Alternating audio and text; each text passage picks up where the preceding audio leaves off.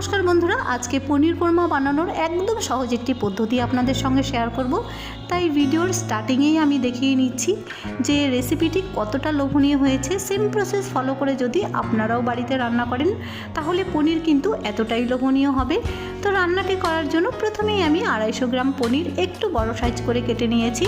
तबे आपनारा आपनादेर पछंद मतन चाइले छोटो साइज करेও केटे निते पारेन। प्रथमेई पनीरगुलो भेजे निते होबे, सेई जोन्नो आमी एकटा तावा बसिয়েছি। আর তাওয়াটা আমি কিসের জন্য বসিয়েছি ভিডিও লাস্ট ফিনিশিংয়ে আপনারা বুঝতে পারবেন। তো তাওয়ার মধ্যে কিছুটা পরিমাণ তেল গরম করে নিয়ে হলুদ লবণ আমি তেলের মধ্যেই দিয়ে দেব। এতে করে পনিরের মধ্যে হলুদ লবণ মাখানোর কোনো ঝামেলাই থাকবে না। এবার একটা একটা করে পনির দিয়ে পনিরগুলো 3 থেকে 4 বার উল্টে পাল্টে আমি কিন্তু বেশ লাল লাল করে ভেজে নেব। ভিডিওর শুরুতেই আজকে আমি আপনাদের সবাইকে অনেক অনেক ধন্যবাদ জানাবো, কারণ আপনারা আমার ভিডিও প্রচুর পরিমাণে শেয়ার করেছেন। আমি নিজের ওয়াইটি স্টুডিওতে দেখেছি আমার ভিডিও আপনারা প্রচুর পরিমাণে শেয়ার করেছেন, সেই জন্য আপনাদের সবাইকে অনেক অনেক ধন্যবাদ। ভিডিওটি শেয়ার করার পাশাপাশি আপনাদেরকে অনুরোধ করব ভিডিওতে একটা লাইক আর চ্যানেলটিকে সাবস্ক্রাইব করে পাশে থাকবেন প্লিজ। এদিকে কথা বলার সাথে সাথে পনিরগুলো কিন্তু 3-4 বার উল্টে পাল্টে আমার বেশ লাল করে ভেজে নেওয়া হয়ে গেছে। এবার পনিরগুলো কিন্তু আমি প্লেটের মধ্যে তুলে নেব না, তাওয়া সমেত আমি ঢাকা দিয়ে সাইডে রেখে দিচ্ছি। এবার রান্নাটা করার জন্য একবারেই একটা কড়াই বসিয়ে দিয়েছি। কড়াইটাকে বেশ ভালো করে গরম করে নিয়ে 1 টেবিল পরিমাণ সরষের তেলও গরম করে নিয়েছি। এবার গরম তেলে একটা বড় সাইজের পেঁয়াজ কুচি আমি বেশ লাল লাল করে ভেজে নেব। এই পেঁয়াজটা কিন্তু আমি মশলার জন্য ভেজে নিচ্ছি। প্রথমে যদি পেঁয়াজটাকে একটু লাল লাল করে ভেজে নেওয়া যায় তাহলে কিন্তু পেঁয়াজের থেকে একটা মিষ্টি স্বাদ বেরিয়ে আসে। আর পেঁয়াজগুলো কিন্তু আমার বেশ লাল করে ভেজে নেওয়া হয়ে গেছে। এবার আমি একটা বাটির মধ্যে তুলে নিচ্ছি। পেঁয়াজের সাথে আমি 10 থেকে 12টা কাজু বাদাম দিয়ে একসাথে একটা পেস্ট তৈরি করে নেব। মশলার জন্য পেঁয়াজ ভেজে নেওয়া হয়ে গেছে। একই কড়াইতে ফোড়নের জন্য 2 টেবিল পরিমাণ সরষের তেল গরম করে নেব। গরম তেলে দিয়ে দিচ্ছি 1/2 চামচ গোটা জিরে, দারচিনি, 3টে এলাচ। এলাচের মুখটা একটু ফাটিয়ে দিয়েছি যাতে ফ্লেভারটা তরকারির মধ্যে সুন্দরভাবে ছড়িয়ে পড়ে। এবার ফোড়নের মধ্যে একটা মিষ্টি গন্ধ আসা পর্যন্ত ফোড়নটা একটু লাল করে ভেজে নিয়ে দিয়ে দিচ্ছি একটা মিডিয়াম সাইজের টমেটো পেস্ট, সাথে দিয়ে দিচ্ছি আদা রসুন বাটা, স্বাদ মতো লবণ এখন আমি একবারেই দিয়ে দেব। 1/2 টিস্পুন পরিমাণ দিয়ে দিচ্ছি হলুদ গুঁড়ো, আর সাথে দিয়ে দিচ্ছি জিরে গুঁড়ো 1/2 চামচ, আর ধনে গুঁড়ো দিয়ে দিচ্ছি 1 চামচ পরিমাণ। এবার মশলাগুলো লো টু মিডিয়াম আঁচে বেশ ভালো করে কষিয়ে নিতে হবে। মশলা কষানোর সময় অল্প জল ছিটিয়ে নেবেন, তাহলে কিন্তু মশলাগুলো আরও ভালো করে কষিয়ে নেওয়া যায়। আমি টমেটো পেস্টটা কিন্তু একটু পাতলা করে বেটে নিয়েছিলাম, সেই জন্য আর জল দেওয়ার প্রয়োজন হয়নি। ঝালের জন্য দিয়ে দিচ্ছি 1 চামচ পরিমাণ শুকনো লঙ্কার গুঁড়ো।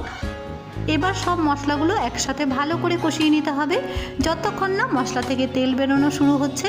আর দেখুন মশলা থেকে কিন্তু খুব সুন্দরভাবে তেল বেরিয়ে এসেছে। ঠিক এই সময় ভেজে রাখা পেঁয়াজের সাথে 10 থেকে 12টা কাজু বাদাম দিয়ে আমি একটা পেস্ট তৈরি করে নিয়েছিলাম, সেই পেস্টটাই এখন আমি দিয়ে দিচ্ছি। আর মিক্সিং জারটা ধুয়েও কিছুটা পরিমাণ জল দিয়ে দেব। আবারও মশলাগুলো খুব ভালো করে কষিয়ে নিচ্ছি যতক্ষণ না মশলা থেকে তেল রিলিজ হতে শুরু করছে। চাইলে কিন্তু কাজু বাদামের জায়গায় আপনারা টক দইও ব্যবহার করতে পারেন। এবার সব মশলাগুলো খুব ভালো করে কষিয়ে নিতে হবে। মশলাগুলো কষানোর সময় আমি লো আঁচে 3 মিনিটের জন্য ঢাকা দিয়ে রেখে দিচ্ছি। এতে করে কিন্তু মশলাগুলো আরও ভালো করে কষিয়ে নেওয়া যাবে। মশলা কষানোর সময় যদি লো আছে 3-4 মিনিটের জন্য একটু ঢাকা দিয়ে রেখে দেওয়া যায় তাহলে কিন্তু মশলাগুলো ভেতর থেকে সেদ্ধ হয়ে আরও সুন্দরভাবে কষে যায়। আর পনির কোরমা তৈরি করার জন্য মশলাটা কিন্তু আমার একদম পারফেক্ট রেডি হয়ে গেছে।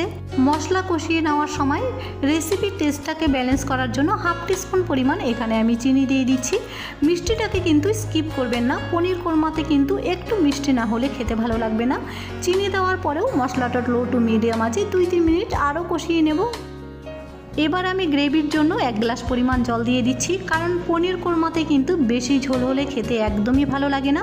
তাই চেষ্টা করবেন পনির কোরমাতে ঝোলের পরিমাণটা একটু কম করে দেওয়ার। একটু মাখো মাখো ঝোল হলেই পনির কোরমা খেতে বেশি ভালো লাগে। এবার ঝোলের মধ্যে 1 টুকরো পনির আমি এভাবে গ্রেট করে দিয়ে দিচ্ছি। এভাবে ঝোলের মধ্যে যদি 1 টুকরো কাঁচা পনির এইভাবে গ্রেট করে দেওয়া যায় তাহলে ঝোলটা যেমন ঘন হবে তেমনি গ্রেভির টেস্টটাও কিন্তু অনেকটাই বেড়ে যাবে। আপনারাও বাড়িতে 1 টুকরো কাঁচা পনির এইভাবে গ্রেভিতে গ্রেট করে দিয়ে দেখুন, গ্রেভির টেস্ট কিন্তু অনেকটাই বেড়ে যাবে।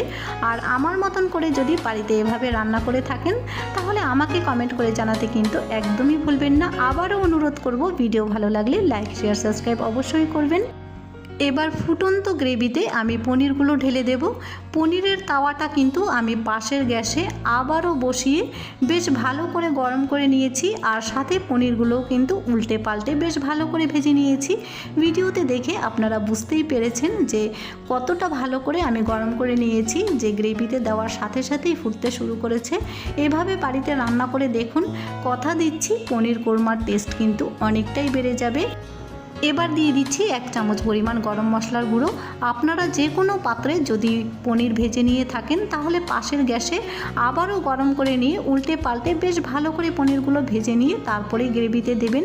এতে করে কিন্তু পনির কোরমার টেস্ট অনেকটাই বেড়ে যাবে। আর সাথে আমি ফ্লেভারের জন্য দিয়ে দিচ্ছি কাসুরি মেথি। কাসুরি মেথি দিলে হোটেলের মতন কিন্তু খুব সুন্দর একটা ফ্লেভার আসে, যেটা আমরা হোটেলে কিংবা রেস্টুরেন্টেই খেয়ে থাকি। এবার গ্রেভিটাকে খুব ভালো করে ফুটিয়ে নিতে হবে যতক্ষণ না তরকারিটা বেশ ভালো করে মজে আসছে আর পনিরের ঝোলটা কিন্তু শুকিয়ে গিয়ে একদম পনির কোরমা গরম ভাতে কিংবা রুটির সাথে পরিবেশন করার জন্য একদম রেডি। ভিডিও ভালো লাগলে লাইক শেয়ার সাবস্ক্রাইব করতে ভুলবেন না। ফিরে আসবো নতুন একটি রেসিপি নিয়ে।